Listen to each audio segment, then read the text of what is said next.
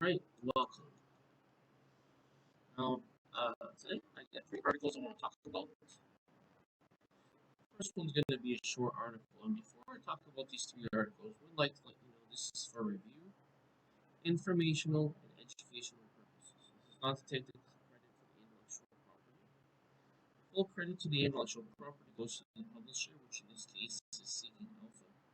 And a story by Michael Wiggins de Oliveira. Now, that said, let's talk about the article. And it is a very abbreviated article as I tried to access the full one. And I guess you have to have some sort of membership. So this will be just an abbreviated sort of form of it. Headline reads Rambus, position for AI strength in semiconductors. Okay. This is the name of the company. Now, here's some main points I just want to tell you about now. At the time of this publishing, you'll have access to the video, which I will watch. Okay, now, here's some points about this article I'd like to tell you. Number one, Rambus is strategically positioned to benefit from growing demand for high performance memory solutions in the AI and data center sectors. Okay. Number two, despite a recent shutdown in revenue growth, Rambus is actively purchasing shares, which may be a bold move considering the current market dynamics and uncertainties. Number three, the company's focus on cash flow generation and its pivot towards controller solutions and security IP for data centers, AI systems makes Rambus an intriguing player in the semiconductor field. Just as in semiconductor, referring to field. Okay, so, with that said, I would like to ask you one question. What do you think of this abbreviated article? That is, what do you think about Rambus' position for AI strength in semiconductors? Yes, this is very abbreviated, but I'm more interested in what you think of the content itself, the quality, not the quantity. Understand the difference? How how good is the information versus how much of the information is there, which is the quantity. Now, you're welcome to give your opinion about it. What you think of this subject? Keep in mind we do have two ground rules. Number one, no derogatory speeches. That goes against what we're trying to do here as having a constructive dialogue about the subject that's being reported in the public domain. Number two, no threatening language, as that goes contrary to anything that is done in these types of arenas, as in video sharing websites. The idea is we want to keep things constructive, civil, and of course it is illegal to threaten somebody. Okay? I'm not talking about saying, well, if you eat bad food, you'll get sick or something. I'm talking about like threatening somebody's life or something crazy like that. Okay, so keep in mind that those are the rules. If you don't follow the rules, I will ban you from being able or block you from being able to comment. So commenting in this channel is a privilege, not a right. Okay. Um, Remember the purpose is for constructive dialogue, not to be derogatory or threaten anybody. Now let's go to the second article. Before we talk about the second article, I would like to let you know this is for review, informational, and educational purposes. It's not to take the credit for the intellectual property. The full credit to the intellectual property goes to the publisher, which in this case is Science Alert, and a story by Carly Casella. Announced in the article. Headline reads, Ancient supervolcano in U.S. may hide largest lithium deposit ever found. And here you can see a picture excuse me, of this. Now it's copyright provided by Science Alert. Ancient supervolcano in U.S. may hide largest lithium deposit ever found. There's a second picture, which is a map of the area. Copyright provided by Science Alert, Thacker Press Pass. That's the name of the place. And then the third picture is looks like a topographical map, graphical representation of this area. And it's copyright provided by Science Alert, and the subject is the caption reads Magma Resurgence. Just in case you don't know what magma is, magma is basically volcano mixed with It's volcanic ash, basically, or volcanic parts of Earth that's coming up.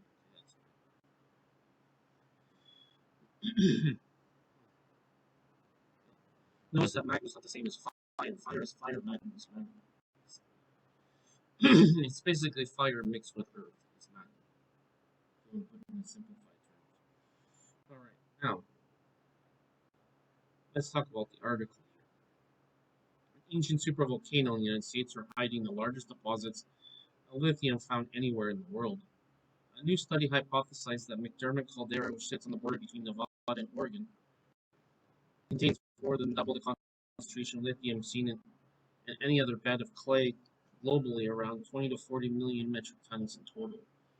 It is worth noting that the study was funded by a mining company, and current plans to mine the soft silvery metal are steeped in controversy. Many scientists,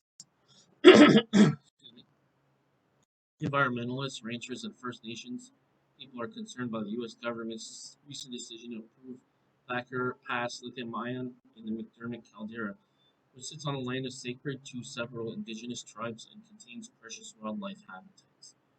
Today, lithium is liquid gold for car manufacturers. It is used to build batteries in electric vehicles and to meet rapidly rising demand. An estimated million metric tons will be needed by 2040. Transitioning away from fossil fuels is the utmost necessity. No, sorry, it's of the utmost necessity. The particular climate solution is hardly perfect. In fact, the global rush to unearth more lithium could have some serious adverse effects on nature and people. Lithium operations can destroy ecosystems, deplete groundwater, and produce masses of waste. During battery manufacture, fossil fuels are also good. Excuse me, Bern, let me get some water here.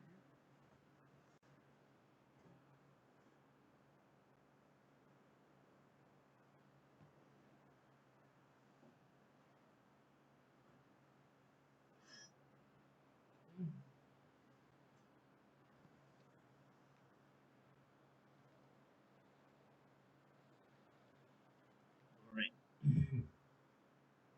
At the moment, U.S. is largely relying on China for its lithium, so there's a recent push in mind to mine more on federal lands. If it all goes ahead, the Thacker Pass lithium mine will be the second largest scale mine of its kind in the nation. The project is owned by Lithium Nevada LLC, a subsidiary of Lithium America Corporation or LLC, which funded the recent research. According to the company's latest review, Caldera's southernmost rim, including Thacker Pass, contains the highest concentration of lithium in the region. Here we see a picture like I showed you, and we have video you can access at the time of publishing of this article that I will post it on YouTube and Rumble. When the ancient supervolcano erupted around 16 million years ago, the hot liquid magma gushed through the ground's cracks and fissures and enriched the clay soil with lithium, according to the experts from Lithium Nevada, the University of Oregon, and now New Zealand's Research Institute GNS Science. Most of the caldera's clay is called magnesium smesite, which is a source of lithium elsewhere in the world. But towards the southernmost rim of the caldera, researchers have found an unusual type of clay called lilite, illite, that is especially concentrated with lithium. This mining hotspot, the team argues, is likely the result of another resurgence of magma around the caldera's ancient lake had dried up. The chemical reaction that ensued from the event would have replaced lithium smesite and lake sediment with an ever-rich lithium-like claybed, but only near the Thacker Pass, not throughout the caldera. Okay. So, if you believe the back of the envelope estimation, that is a very significant deposit of lithium.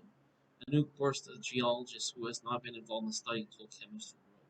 Well, if you could change the dynamics of lithium globally in terms of price, security, and supply of geopolitics, it also comes at significant cost. Ranchers are concerned about lithium project cause groundwater levels to drop to precipitous levels of environmental review by U.S. Interior Department highlighted possible dangers to native Parkholm antelope, sage, grouse, golden eagles, and particularly sacred birds to local First Nations people. Thacker Pass is also known as Pihi is the traditional homeland of several indigenous nations who hunt deer there, tend to native cherry orchards, and forage for traditional medicines. It's also the place for a bloody massacre in which American soldiers killed 31 members of the Palu tribe in 1865. Many caves of the Thacker Pass said to have saved Fort McDermott tribe from being rounded up by soldiers and sent to faraway reservation over a century ago. Building a mine on these lands, some tribal members say, is equivalent to decorating or desecrating Pearl Harbor or Arlington National Cemetery. But we understand that all of us must be committed to fighting climate change, both the people of the Red Mountain and the statement of opposition to the mine in 2021. Quote, fighting climate change, however, cannot be used as another excuse to destroy native land. We cannot protect the environment by destroying it. That's a great point.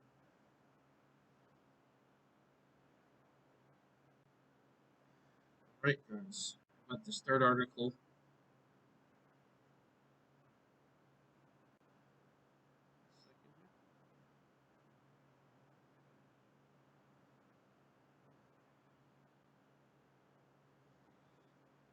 Now, before we talk about this third article, I'd like to let you know this is for review, informational, and educational purposes.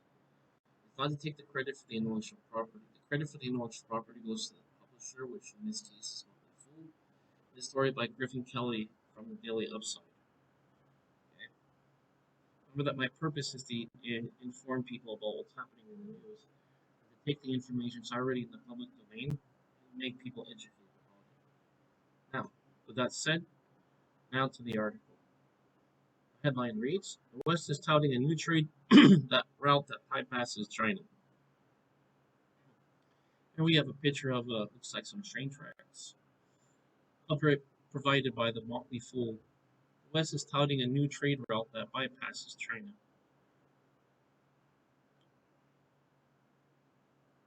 Think of them as suspenders, not belts. At the G20 summit in New Delhi the past weekend, global leaders voiced their support for a new ship, rail, digital corridor that connects India to the Middle East and Europe, and counter China's Belt and Road Initiative. Trains, boats, and undersea cables. By the way, there's a video you can watch at the time of the publishing. The proposed corridor was with backing from leaders including U.S., India, and Saudi Arabia. Could be a momentous shift from the exchange of goods. Well, this is nothing less than historic. European Commission President Ursula von der Leyen said. Chinese President Xi Jinping didn't attend the summit, but something tells us he's less than pleased. His country's trillion-dollar plus initiative to fund infrastructure projects in mostly developing countries was a bid to expand China's economic reach, but it had courted controversy from some who see it as a predatory money pit. In 2018, for example, Sri Lanka couldn't afford the payments on strategic Hambantota port, uh, so it was handed over to China. Western leaders looking to mitigate China's influence while also pulling tensions with the Middle East could view a new trade pact as a win-win. India is like the cool new kid in class. It has the largest population of America. Companies like Apple, Boeing, and Samsung are eyeing it as the next big manufacturing hub in June. Must be up next year because it's already past June. Biden invited Prime Minister Narendra Modi to the White House in a bid to stoke more sales of American-made weapons. EU officials told the Financial Times the bloc wants to deepen trade and investment ties with Gulf nations, particularly in response to Russia's war with Ukraine. The EU has already set aside 300 billion euros between 2021 and 2027 for its global gateway initiative to rival China. The U.S. is also bolstering investments in the region. It's in talks with Saudi Arabia to secure metals like cobalt from Africa, the Wall Street Journal reported. And we finish the article talking about a reality check, according to the author of this article. While the excitement is high, some caution on behalf of the U.S. and the EU is warranted. It's been more than a decade since a group of Gulf nations agreed on an international rail network, but only a portion of it has been built. Plus, there's no small matter of conflicts within the Middle East itself. Despite Israel and Jordan signing a peace treaty in the 1990s, the two nations are not exactly the best of friends. In April, Israeli authorities arrested a Jordanian member of parliament for trying to smuggle weapons and gold into the West Bank. The arrest occurred not long after the intense skirmish between Israeli police and Palestinian Muslims at the Al Aqsa Mosque in Jerusalem. And as relates to the last point, I have no comment. Now, I'd like to conclude this review by asking one question. Well, what do you think of this third article? What do you think of the West touting a new trade route that bypasses China? What do you think of it? Is it good? Bad? Tell me why. And do you think it will be effective? Tell me why. You're welcome to give your opinion in the comments below. Just remember that there are two rules for comment in the comments below. Number one, no derogatory language. You want to keep this civil and constructive. We're not trying to make this into some sort of insulting fest where we just insult people that we don't agree with. Number two, no threatening language, as this is an illegal thing, and it goes counter to what we're trying to do. Remember, we're trying to make a productive and a constructive conversation where we're adding value to this and not taking away value. Alright, with that said, I would like to thank you for watching this article. As I'm sure you got value out of this, as I'm informing you what's happening in the news or some major headlines. Please click like or the thumbs up on the video, as I will have it posted both on YouTube and Rumble, as that will be valuable for you. If you haven't already, please click subscribe. That way you'll have access to all my content, as I do have a variety of content on my channel. Finally, please click the bell button. That way you'll be notified of all my future videos. I would again like to thank you for watching the video. I'd like to wish you have a great day where you are. Take care, and I'll talk to you tomorrow.